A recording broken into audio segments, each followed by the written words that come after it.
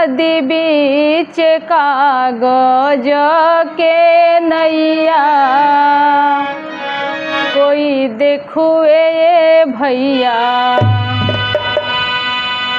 कि नदी बीच कागज के नैया कोई देखुए भैया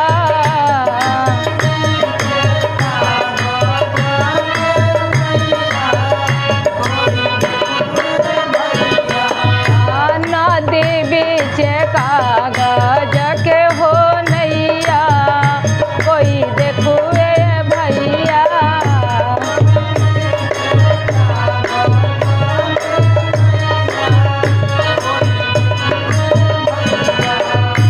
एक वरिया शिव गुरु बैठा सुए कावरिया पार्वती मैया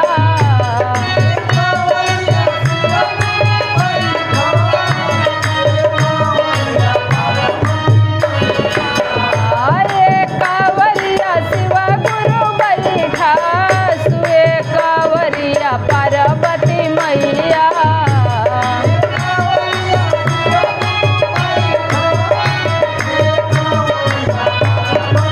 अब बिचवा में गणेश जी हो खेवैया कोई देखुए भैया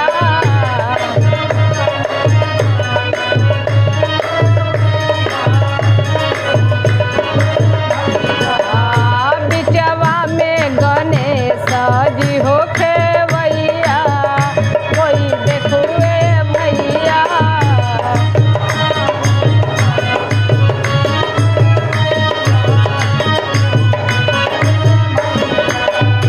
देखी शिष्या के मन इतना व्याकुल बा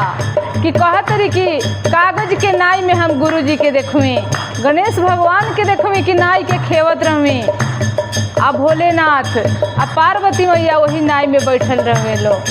आ मन उनकर इतना विचलित बा दौड़ दौड़ जे ही भेटा था ओकरे से पूछा तारी कैसे पूछा तारी ए नदी बीच कागज के हो नैया कोई देखुए भैया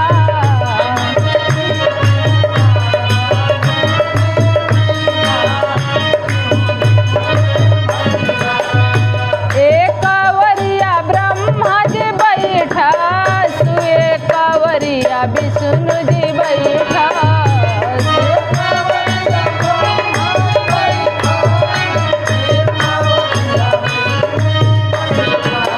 सुए कावरिया ब्रह्मा जी बैठा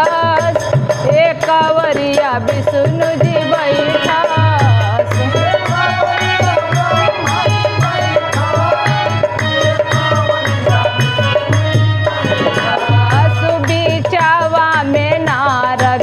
हो खेवैया कोई देखुए भैया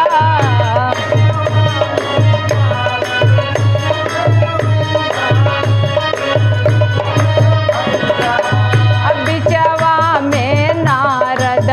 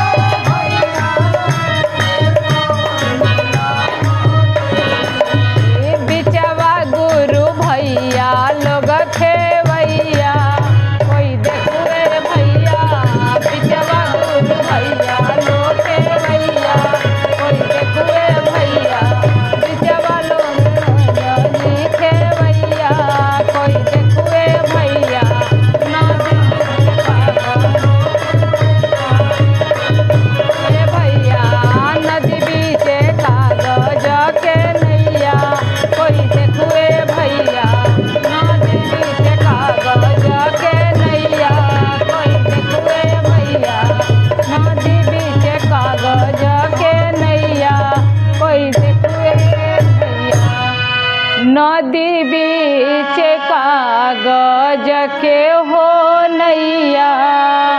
कोई देखुए